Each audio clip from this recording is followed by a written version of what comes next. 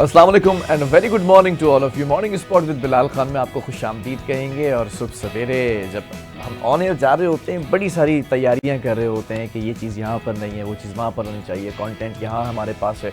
Spot boy को कभी कभी डांट रहे होते हैं कि जल्दी करो तमाम चीज़ें। ये सुबह का माहौल होता है और इसी तरह आपके घरों का भी माहौल होता है। जो वालदा होती हैं वो बच्चों को तेज़ी से जल्दी जल्दी रेडी कर रही होती हैं, एक तरफ बच्चों को भी रेडी कर रहे होते हैं, उठा रहे होते हैं, नींद में जो है वो बिल्कुल सोए हुए होते हैं गश खा के। अपने जो शौहर होते हैं उनके लिए भी जो है वो ब्रेकफास्ट का इंतज़ाम किया जा रहा होता है। और फिर उसके बाद कभी किचन में एक पैर होता है, एक पैर बच्चों के पास होता है, एक पैर जो है वो शौहर के पास होता है। इतने सारी मल्टीटास्किंग आप लोग काम करती हैं। जो ख़वातीन इस वक्त मुझे देख रही हैं, ख़ास तौर पर जो ज़्यादा व्यूवरशिप है, हैट्स ऑफ टू यू। आप लोगों की वजह से ये जो मर्द हज़रात हैं वो तरक्की हासिल करते हैं। तो आज मैंने सोचा आप लोगों को क्रेडिट देकर प्रोग्राम का आगाज़ किया जाए। और ख़ास तौर पर एक बात और है कि आप ख़ुद को भी टाइम दिया करें। और टाइम देने का अच्छा तरीका ये है कि 10 से 11 मॉर्निंग शो देखा करें। उसके अंदर बहुत सारे टॉपिक्स ऐसे होते हैं जिससे आप लोगों की रहनुमाई होती है, और बहुत सारे टॉपिक्स ऐसे होते हैं जो आप फीडबैक देते हैं हमें, तो उस फीडबैक के ऊपर हम यहाँ लोगों को बुलाते हैं। बहुत सारे लोग ऐसे हैं कि जिन्हें बहुत सारी सियासी जमातों से वाबस्तगी है, और कुछ ऐसे हैं जो दिली तौर पर अटैचमेंट उनकी है। कुछ ऐसे भी लोग हैं जिनकी रहनुमाई के लिए हम यहाँ पर बैठकर बताते हैं कि आपने इस तरह से चलना है उन लोगों के साथ। तो आज हम बात करेंगे सियासी जमातों से, आगाज़ कर लेते हैं। It's quite different start for me. PTI के हवाले से हम बात करेंगे स्टार्ट में, क्योंकि PTI इस वक्त हर ज़बान ज़द-ए-आम है। ख़ास तौर पर 24 नवंबर का जो जलसा होने जा रहा है, जो कॉल दी है कि आप सब ने पहुँचना है, तो ये इज़ इट पॉसिबल ऑन 24 और नॉट, इस पर ज़रा बात करेंगे। इस्लामाबाद, रावलपिंडी सेक्शन 144 लागू कर दी गई है, कैसे जो है वो चीज़ें मंतकी अंजाम तक पहुँचेंगी। और फिर कुछ हम बात करेंगे गंडापुर के हवाले से, कुछ बात करेंगे हम जो PTI रहनुमा हैं कि वो मंजर आम पर आएंगे या फिर इस वक्त बैक फुट पर नज़र आएंगे। ख़ास तौर पे हम PTI के हवाले से बात करते हैं तो कराची के अंदर 2018 के अंदर इन्होंने सबसे ज़्यादा सीट्स हासिल की थी।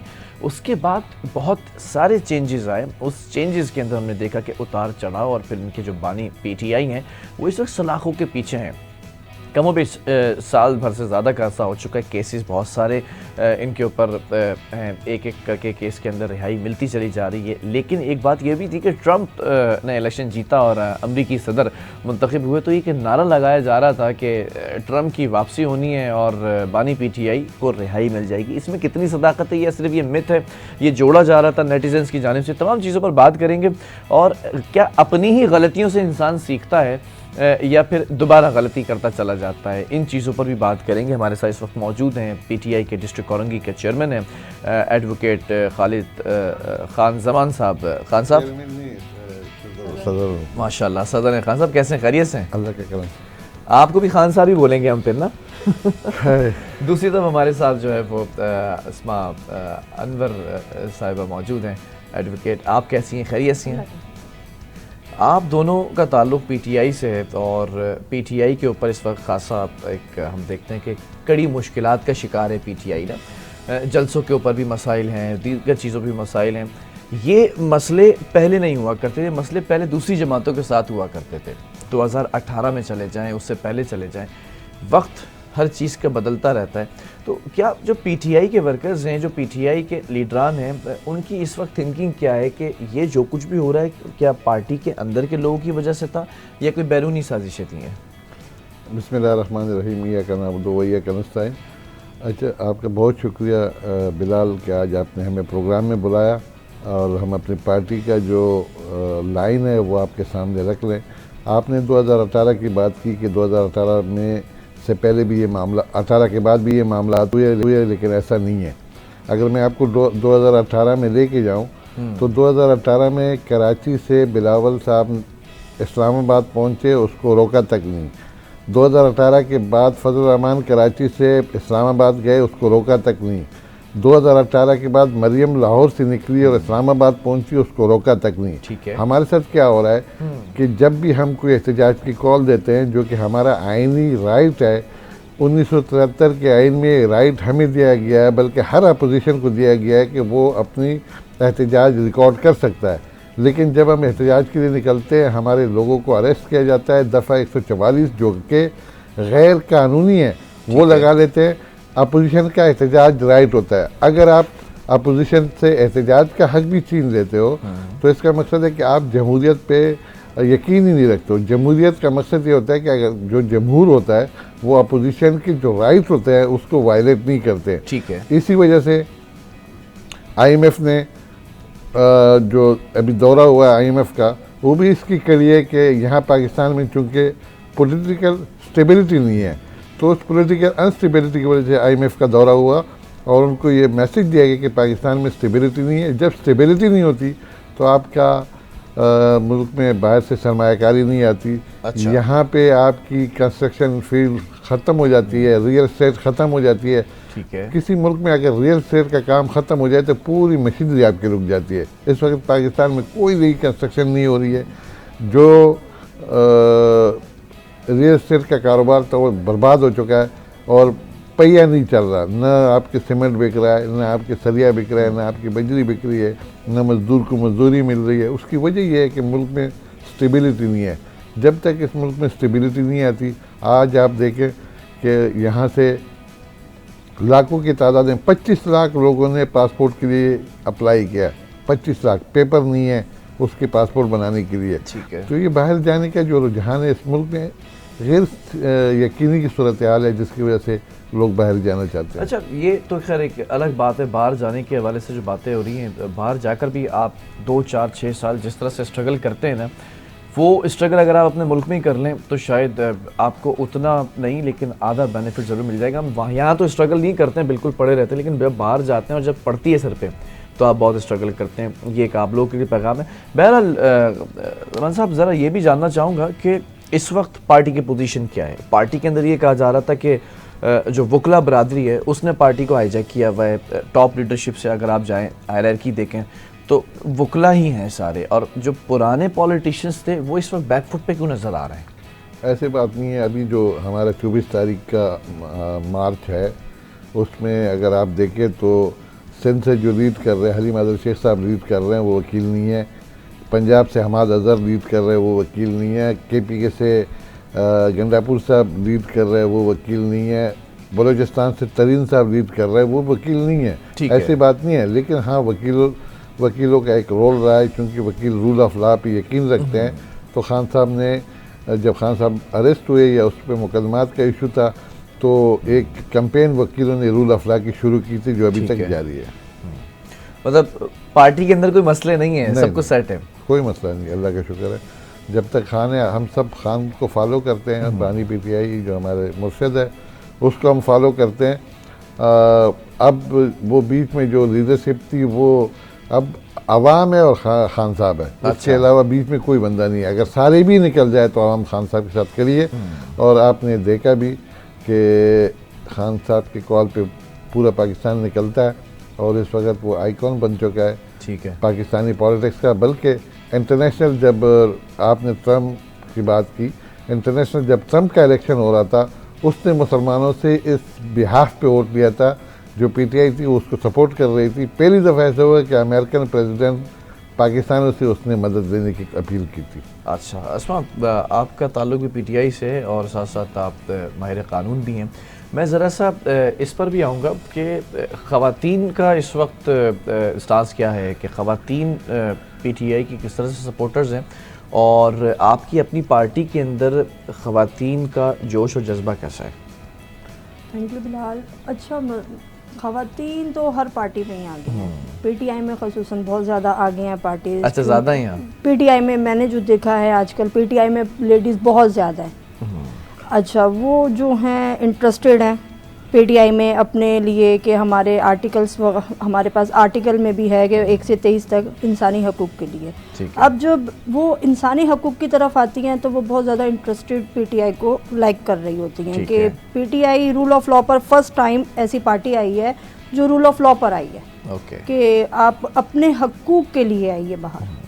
तो बहुत सारी लेडीज़ हैं हमारे पास। आप अभी यहाँ पर एहतजाज की कॉल आएगी, वो अपने घर बच्चे सब छोड़ के PTI के जलसे में शरीक हो जाती हैं। अच्छा, 24 नवंबर की तैयारी पूरी की हुई है या 24 नवंबर को सेटबैक होगा? कि नहीं, पूरी तैयारी है लेडीज़ की भी। अच्छा, कंप्लीट जमान साहब ज़रा मैं ये भी जानना चाहूँगा करने क्या जा रहे हैं 24 को। पहले भी बहुत सारे ऐसे धरने हुए, बहुत सारे ऐसे कॉल दी, गंडापुर साहब पंजाब आ रहे थे, लाहौर आ रहे थे, फिर उसके ऊपर बहुत सारी मिसकंसेप्शन सामने आए कि विकेट के दोनों तरफ रहकर खेला जा रहा है। ये सारे मिथ हैं क्या? नहीं नहीं, ऐसी बात नहीं है। 24 को हमारे जो 3 मुतालबात है वो सब के सामने है। क्या क्या है वो? जो 26वीं आइन आपने अमेंडमेंट किए उसको वापस लो, जो हमारा मैंडेट है पाकिस्तान तहरीक इंसाफ का उसको वापस करो, जो सियासी कैदी आपने बेगुनाह जेलों में डाले उनको रिहा करो। हमारे ये मैंडेट है, हम किसी भी मुतालबा इन तीनों के अलावा हमारा कोई वो नहीं है। हम इन तीनों पे खड़े हैं। 24 तारीख का एहतजाज हमारा है पूरे पाकिस्तान से। इंशाल्लाह डीचौक हम पहुँचेंगे, पहले भी पहुँचे हैं, इस दफ़ा भी पहुँचेंगे और हम आइन को सॉरी कानून को हाथ में नहीं लेंगे। हमारा एहतजाज पुरअमन है और हम पुरअमन एहतजाज हमारा राइट है कि भाई एक बात बताएं मुझे, अता तारड़ साहब कहते हैं कि सीसीटीवी फुटेजेस भी जारी हो गई हैं, हमारे पास मौजूद हैं। बहुत सारे ऐसे सीनियर क़यादत थी जो कहती थी कि फुटेज अगर है तो मंजर आम पर लेकर आएँ। वो तो कह रहे हैं फुटेजेस भी हैं, तो इस पर क्या कहेंगे 9 मई पे? फुटेजेस में ये देखा जाए कि वो लोग कौन थे, सबको पता है वो लोग कौन थे, क्योंकि जो हमारी जो क़यादत थी यास्मीन राशिद उस वक्त पंजाब की प्रेसिडेंट थी, आज तो जेल में। उसके बाकायदा वीडियो मौजूद है कि वो लोगों को ये बोल रही है कि आपने कोर कमांडर हाउस में नहीं जाना है। अच्छा। उसके बावजूद भी कुछ लोग इशारे कर रहे हैं कि आप अंदर जाए अंदर जाए। हम ये कहते हैं कि ये जो लोग हैं इनको कैफर किरदार तक आप पहुँचाए। ये कौन लोग थे जो हमारी क़यादत की बात नहीं मान रहे थे, उसके बावजूद भी वो कोर कमांडर हाउस के अंदर गए। दूसरी बात यह है कि मैं एक चीज़ बिलाल आपसे कहना चाहता हूँ कि आज हम एहतजाज के लिए निकलते हैं तो हम एक टूल प्लाजा क्रॉस नहीं कर पाते। अच्छा। इतनी पुलिस खड़ी हो जाती है। पिछली दफ़ा आपने देखा होगा हमारे कराची के प्रेसिडेंट राजा अदर को जिस बेईमाना तशद्दुद का निशाना बनाया गया, सब वीडियो चैनल पे वो आया हुआ है, उसकी फुटेजेस मौजूद है। तो मैं ये एक सवाल उन इदारों से कहना चाहता हूँ कि एक आर्मी का core commander house safe place होता है, वहाँ पे लोग कैसे पहुँचे? सवालात बहुत है। जब ये फुटेजेस की बात करेंगे तो उसके बाद बहुत सारे सवालात है जो उसके जवाब देना हुकूमत का फ़र्ज़ है कि वो इसका जवाब दे सके कि एक कोर कमांडर हाउस को क्यों सेफ नहीं किया गया, वहाँ लोग कैसे एंटर हो गए, वहाँ सिक्योरिटी कहाँ थी, क्योंकि एक डिवीज़न की सिक्योरिटी कोर कमांडर हाउस पे वो तैनात होती है, वो सिक्योरिटी किसने बैक की और उस वक़्त कोर कमांडर को वहाँ से कौन ले गए, ये सारी सवालों का जवाब देना है, हुकूमत ने देना है। क्योंकि बहुत सारी चीज़ें ऐसी है जो सिर्फ फुटेजेस से हल नहीं होगी, वो सवालों के जवाब के बाद ही वो हल होगी।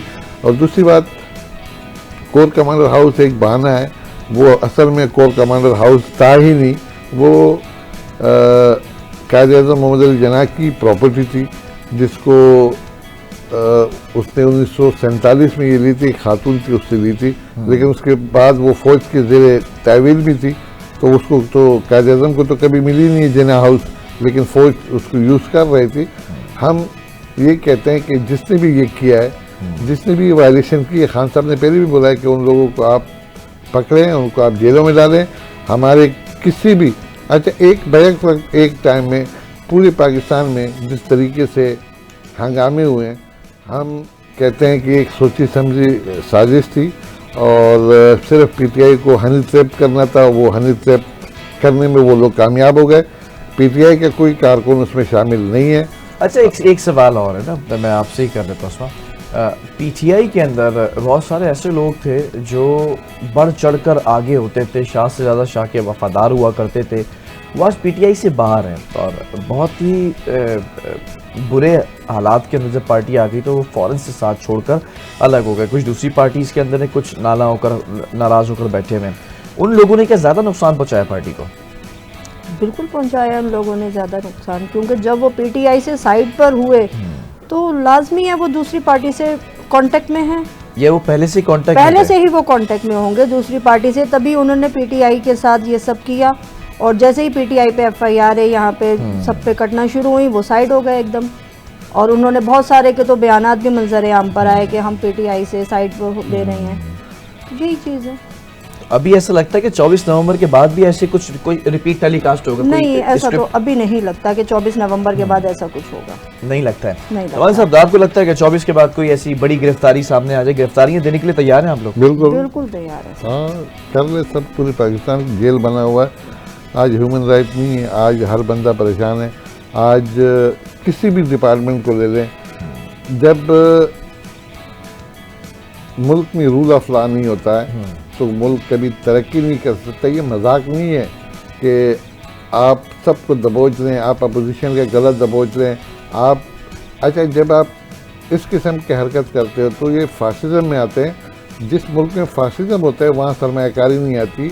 आज आप चैनल जो हमारे हैं, जो मीडिया मालिकान है, वो अपने एम्प्लॉइज़ को तनख्वाह नहीं दे पा रहे हैं। उसकी वजह ये है कि व्यूवरशिप नहीं है, लोग चैनल देखना छोड़ गए। लोग जो है, अच्छा, वैसे एक बात है, यूट्यूब पे, वैसे एक बात है, यूट्यूब पे ये रिलाई कर रहे हैं और उस चैनल को आप चैनल पर आ गए। मुझे याद है बानी पीटीआई का दौर, उसके अंदर चैनल बड़े बुरे हालात में थे। वो इसमें एक इशू, वो जो कट लगा था, बिल्कुल क्या था वो एक सैलरी पे जो कट लगा था वो मालिकान ने लगाया था।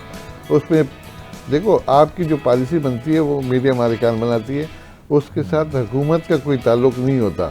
आप एक मिसाल के तौर पर किसी एम्प्लॉय की एक तनख्वाह है, उसमें अब होता क्या है, जब मीडिया मालिकान पे टैक्स लगता है, टैक्स लगाता है, तो वो अपने एम्प्लॉयज़ से कट करते हैं सैलरीज को। तो हुआ था हमारे दौर में भी एक इशू ये आया था, उसमें पाकिस्तान तहरीक इंसाफ का कोई उसमें रोल नहीं था, जबकि उसमें मीडिया मालिकान ने उसमें कट लगाया था सैलरीज में। अच्छा, मैं एक सवाल यहाँ पर करना चाहूँगा आखिर में कि ज़मान साहब, नेटिजन्स जो नेट के ऊपर बैठे हुए पीटीआई के वॉरियर्स जो हैं, जो हर जगह पे कमेंट करते हैं और पीटीआई को सपोर्ट करते हैं, बाज़ दफ़ा इतना आगे निकल जाते हैं कि पाकिस्तान का जो इमेज है पूरी दुनिया के अंदर, वो कहीं ना कहीं कॉम्प्रोमाइज़्ड हो रहा है। तो आप लोगों ने क्या ग्रूमिंग की है उन लोगों की जो ख़ास तौर पर कीबोर्ड वॉरियर्स हैं, नेट के ऊपर लड़ाई कर रहे हैं पीटीआई के हक़ में, कि आप लड़ें अपने हुकूक के लिए, लेकिन पाकिस्तान के इमेज को भी साथ साथ बचा के रखें?